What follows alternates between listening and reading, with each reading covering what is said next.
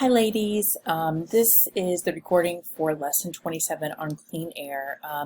Since we had most of our class, 2/3 of our small class out today, I just decided that what we would do is I would go ahead and just record this lecture so that you guys can all have access to the content. It's just one of those weird things that I find is helpful to just do a recording, especially when working with small classes if we have a situation where the majority of the students are not able to make it. So we still just recorded attendance as we normally would, and then we'll just record the lecture and make it available so that to kind of help keep everyone on the same page.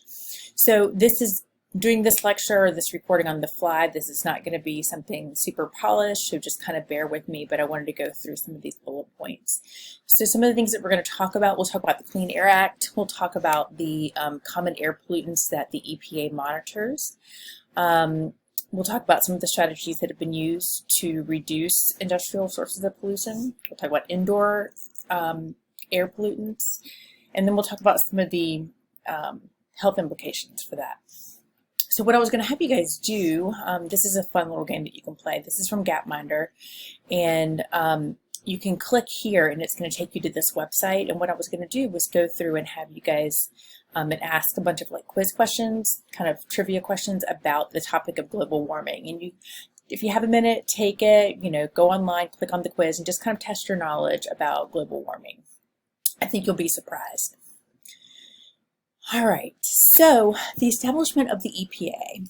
Most of the content that I was actually planning on covering about how the EPA was established and what its purpose is actually included in this documentary. It's a little bit long, but I can't play it as part of this recording, unfortunately, simply because when I upload this recording to YouTube to post it so I can send it to you guys, it will, it does a plagiarism checker. Basically, it's checking for copyright of other recordings, and it will pick up that this is already a recording and that I'm making a recording with it in there, and so it won't let me post it. So this video, and then I believe there are 2 more that are shorter in this presentation. I can't show these as part of this recording, but you need to be sure to watch them because they will be, the content that's contained therein will be included on your final exam.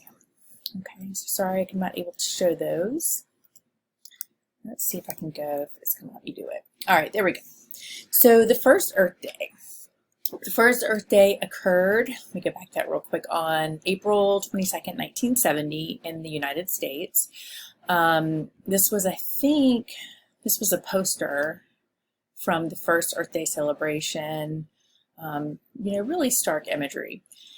About 6 or 7 months ago, I came across this article. Let me go back real quick. And I just about fell out of my chair and I was like, I cannot wait to show this to my students.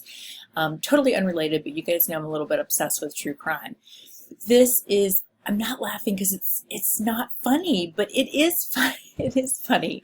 So the founder of Earth Day, the original Earth Day celebration, this is him right here, Ira Einhorn, I'm guessing isn't how you pronounce his last name, but this is him hosting the first Earth Day event in Fairmount Park in Philadelphia on April 22nd, 1970.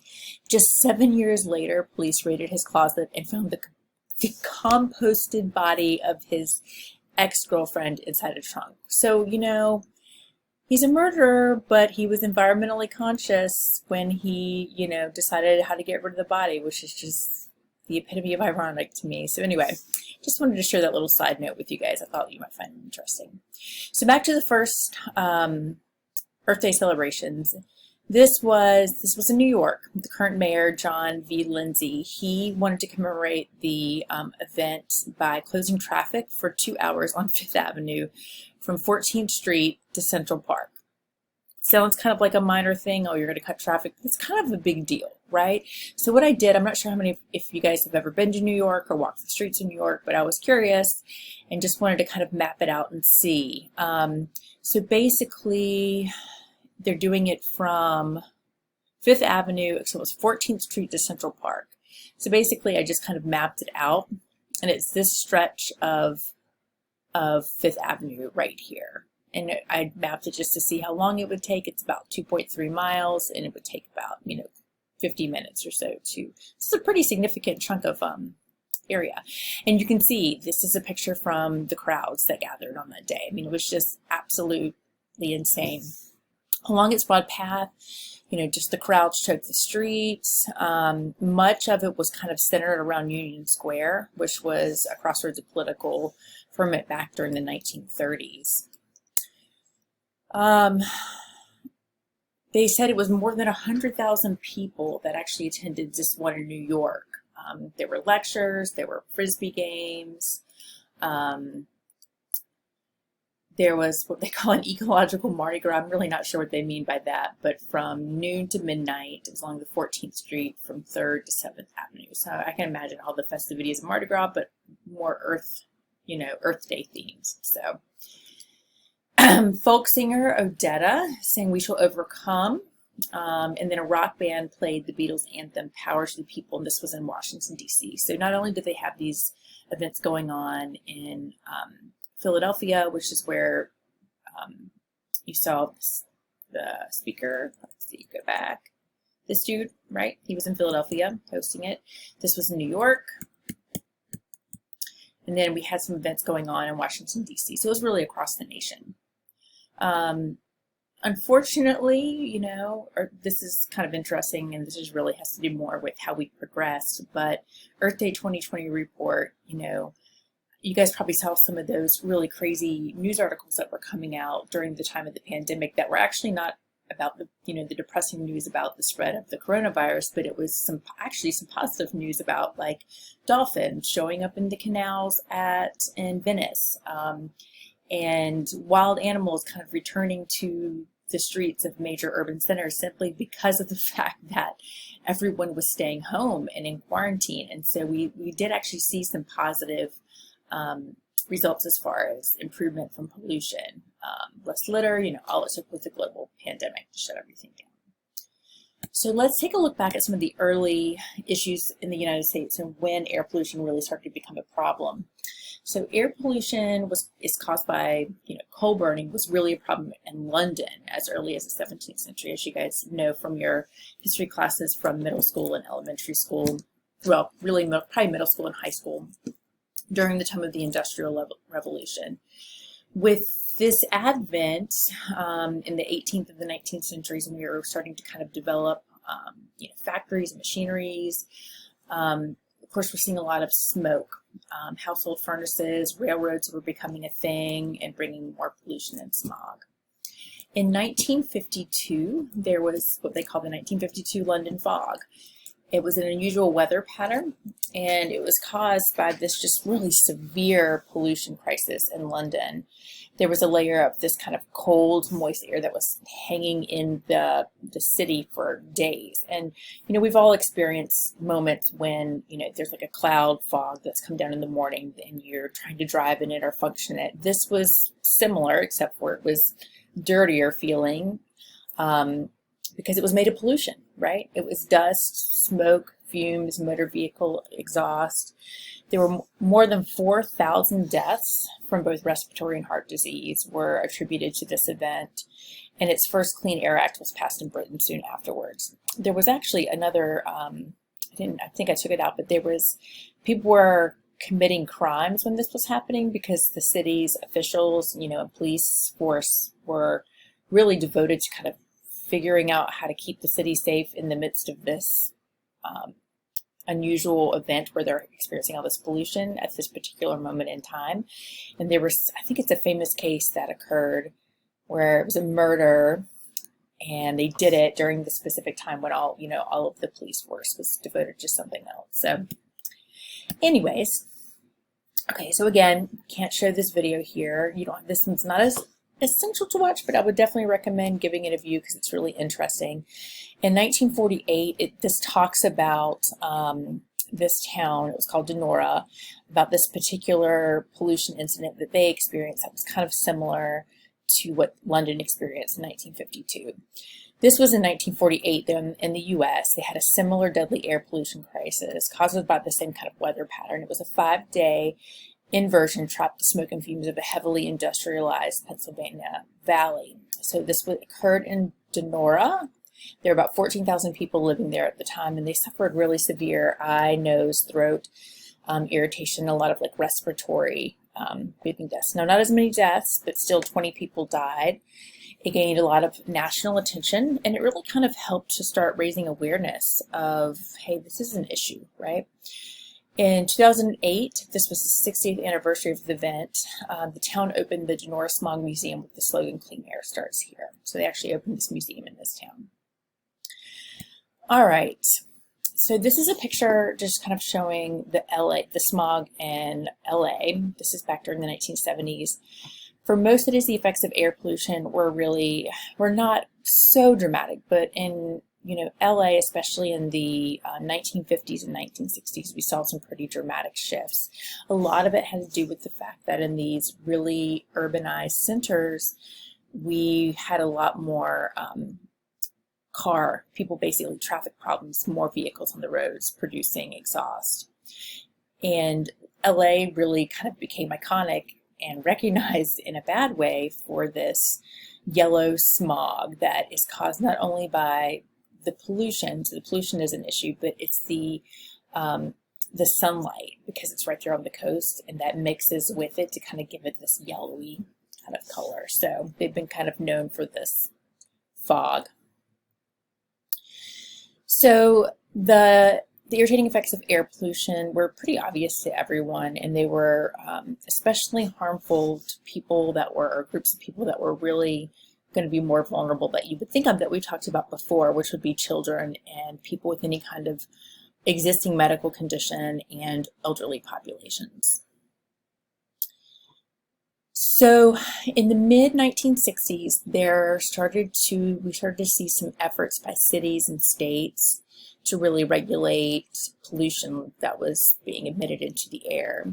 And it really, unfortunately, proved to be unsuccessful. And as you might imagine, if you're thinking about regulating or creating policies, about pollutants that are airborne, when you're trying to do that by state level, just like with waterways, it can be really challenging because, one state, you may say, all right, North Carolina is doing a great job, but, right over the border in South Carolina, they're not making the same types of changes, and that can be really problematic. So they were like, this is not working. We really need to look at a federal agency. So that was kind of the birth of the Clean Air Act. It started in 1970. Please do watch it. It's only 5 minutes long, but it kind of hits the highlights of the Clean Air Act, why it was passed, what types of things were established in the Clean Air Act. I've got a few slides that I want to show you from that. Let me go back. Oh, I thought it was right in there, but maybe not. Maybe it's in a different place. So I apologize. All right, so what exactly is air pollution? All right, so air pollution consists of gas, particle contaminants that are kind of suspended in the atmosphere, right? They include sulfur dioxide, oxides of nitrogen, ozone, which is O3, carbon monoxide, volatile organic compounds, or VOCs, and then there's certain toxic air pollutants and some gaseous forms of metals. There's also particle pollution, and that includes a mixture of compounds that can be grouped into 5 major categories, which would be sulfate, nitrate, elemental, carbon, organic carbon, and some kind of crustal material. Some pollutants are released directly into the atmosphere. Some are formed in the air when they react together. So you might have things that you've got a manufacturing agency that's producing some kind of toxin and releasing in the air. Others they're releasing maybe the precursor to it, and then when it gets into the air, it reacts with other things that are already present or being released by another, source, and it forms that type of pollutant actually when it's in the air. Ground level ozone forms when emissions of nitrous oxides and VOCs react in the presence of sunlight. And air pollution impacts human health and environment. There's many different pathways, and we'll talk about just a couple of those. So what are the common sources of air pollution? So industry and energy supply, things like coal burning plants, transport. So like right here, you're thinking about cars on the road, trucks on the road, not just transport of people, but transport of goods and services. Waste management, which is a huge issue. And we talk a little bit, we actually do a separate lecture, I think it might be this Friday, that you guys are doing your home learning assignment on solid waste management. So that's a huge problem as well. Sorry guys, I don't know why that's jumping around so much. Dust, just kicked up from, all sorts of things, including agricultural practices and then household energy use, right? So the Clean Air Act and its amendments require monitoring and regulation of 6 common air pollutants called criteria air pollutants. And they are known to be harmful to health and the environment. And those 6 are particulates, sulfur dioxide, carbon monoxide, nitrogen oxides, ozone, and lead. All of these substances enter the air as a result of combustion for energy in power plants or motor vehicles or for solid waste disposal or industrial processes. So just going back to basically all 6 of those come from one of these sources. So what is particulate matter? Particulate matter is the most visual form. So think of things like forest fires, right? Or volcanoes. We don't have volcanoes to really be concerned about in the US, but it's the events where they're producing a lot of soot and ash and smoke. This would be the kind of thing that you would see kind of during the Industrial Revolution. And it reduces visibility, right? So they're just thinking about being in that fog, but also, you can see this layer of grime on buildings and streets, and it will corrode metal that's used in buildings or sometimes in statues, you'll see it. So there was a very famous study. This is done, it's called the Harvard Six Cities Study. And it was a groundbreaking cohort study done by Harvard epidemiologists where it looked at, so they basically followed this group of people for like 15 years, I want to say, 1975 to 1988, in these 6 different cities across the US, all of which were chosen because they had pretty stark differences in the amount of pollution in these 6 cities. So they're saying, okay, what kind of health conditions and who has the highest rate of health, adverse health conditions and death, if we follow this group of people over time between these 6 cities of varying environmental pollution levels. So like I said, there were six cities. The number, Steubenville, St. Louis. You guys are laughing at me now, I'm sure. However you pronounce the city, Watertown, Topeka, and Portage.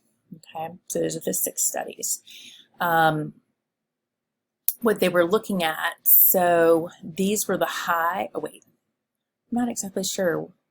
Oh, those are just distinguishing the line. That's how they're doing it. Okay, so basically these are the pollution levels for the 6 cities. So you can see Portage was the lowest, Topeka was the 2nd lowest, Kingston, on up. And it looks like they measured 3 different pollutants in each city. So Steubenville was the highest and Portage was the lowest.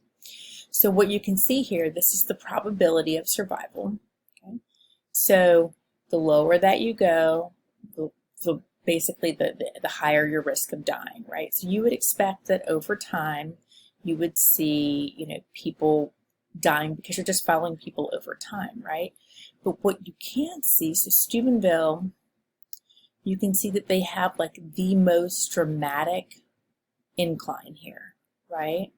Compared to Topeka or Portage. Like it's a much more gradual decline. Oops, sorry. Compared to Steubenville, it's a much more steep incline, meaning that people are dying faster, right? In these towns where there's high pollution rates. All right, so sulfur dioxide, it is produced by combustion of sulfur-containing fuels, so especially coal. And why is it problematic? Well, it's kind of the precursor for acid rain, which has a lot of issues. It reacts with this water vapor to form, sulfuric acid. It tends to stick to fine particulates in the air. And both of these mechanisms really increase the risk for causing respiratory damage. And this is a picture of a forest where it's seen a lot of acid rain, where it's just basically the acidity is burning down or, killing off the vegetation in the trees in this area. Carbon monoxide, the one that we're probably all most familiar with, it's a highly toxic gas. It's mainly produced from motor vehicle exhaust, and it basically interferes with the oxygen carrying capacity of the blood. If you are breathing in CO2, it is preferential, your red blood cells will preferentially take up the CO2 rather than oxygen. So if there's CO2 available, they're going to want that more than they're going to want oxygen. And that's bad because you want your cells to be taking oxygen to your organs in your body, not the CO2. It can affect the brain, it can cause headaches, it can cause death, certainly, and impairing mental processes. Nitrogen dioxides are chemicals responsible. They are the ones that are responsible for that yellow brownish fog that we see in LA. They are respiratory irritants. They contribute to acid rain and to the formation of ozone. Okay, so the main sources of nitrogen oxides are on-road motor vehicle exhaust, then off-road equipment and power plant emissions. So what is ozone? It is a highly reactive variant of oxygen. It's O3. It's produced by photochemical reactions in which the sunlight is acting on other air pollutants, including nitrogen and oxides. And so ozone is good, right? Because it kind of protects our Earth, but when it gets to be too low, it can be, when it starts to sink and it's getting closer to the surface of the Earth, it's very irritating. And that can cause a lot of permanent damage.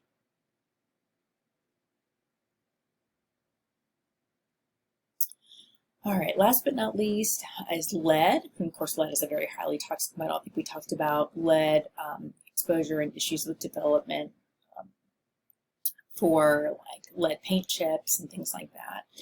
The main source of lead in air was the use of leaded gasoline, which was phased out in the U.S. by 1995. And it can damage the nervous system, blood, kidneys, especially poses a high risk for children and their intellectual abilities because children absorb lead much more quickly than adults do. So that's especially problematic. Okay, so now we're going to move on and talk just for a minute about common indoor air pollutants, so things like tobacco smoke, radon gas, consumer products, biological pollutants, and drywall. Again, this is a short little Khan Academy video that talks about where those pollutants come from, how they get into your house, and the potential problems that they can cause. So I can't show that video here, but please do watch it. Some sources they discuss these in the video, basically where you can see some of these common indoor air pollutants coming from. So things like air conditioning units, our bathrooms. It's basically, every room in our house, there's a potential source for indoor air pollutants. Okay, so last but not least, we're going to finish up. These are the kind of bigger, larger pictures of some of the public health implications for air pollution, health, and wellness. So this is from the World Health Organization. You can see that, sorry guys, deaths linked to outdoor and household air pollution. So you can see that, there are quite a number. It is 7 million people die prematurely every year across the globe from air pollution. And this is both household and outdoor.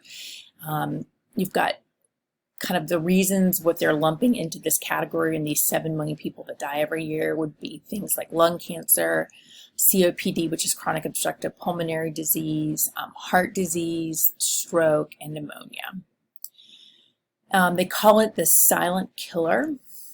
By reducing air pollution levels, countries can reduce, like I said, lung cancer risk, heart risk, stroke.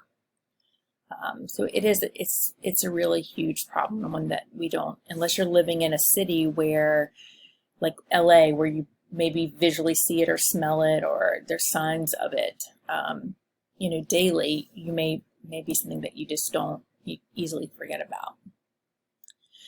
So what this is showing is that this is how the Clean Air Act from 1970 has actually had a positive impact on the growth of the economy, the reduction of a lot of these emissions and of these poisonous things that we talked about, the nitrogen dioxide, the sulfur dioxide, carbon monoxide, lead, in ozone. So it was passed in 1970, so these data start at about 1980, and what you can see, so it's all of these right here, pretty steady decrease, and we saw some upticks down here, but pretty steady decrease.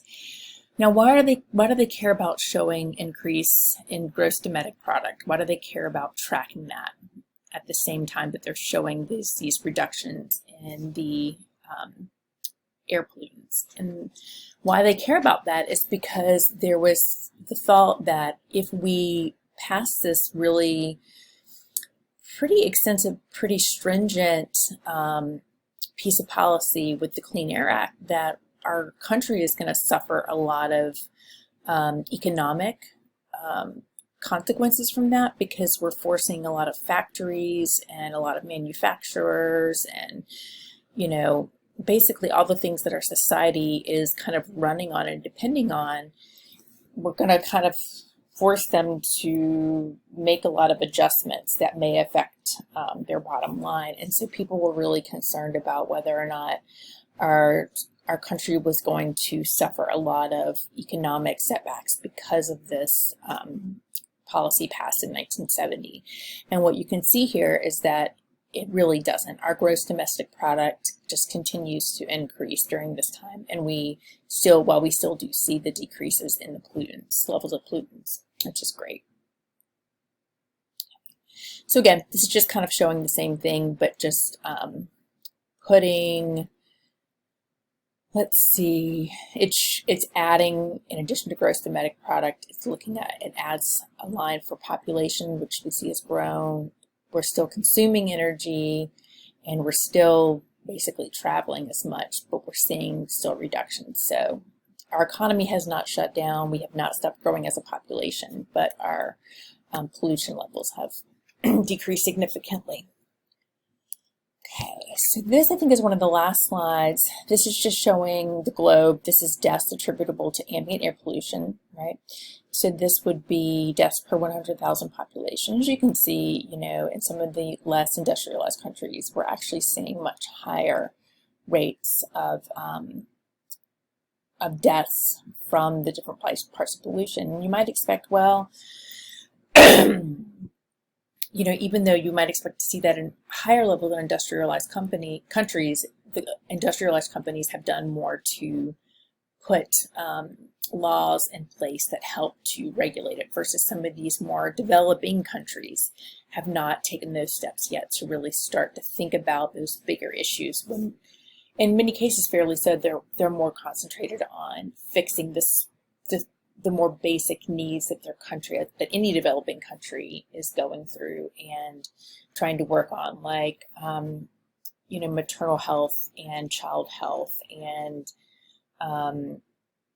basic roads and all the basic things that you would expect to see a developing country dealing with. Again, kind of the same thing. Deaths from air pollution. So just kind of showing similar data to what we saw. So this is looking at average temperature. And last year I had students watch a short documentary about global warming. And this was kind of just showing the trends that we're seeing in the global average temperature.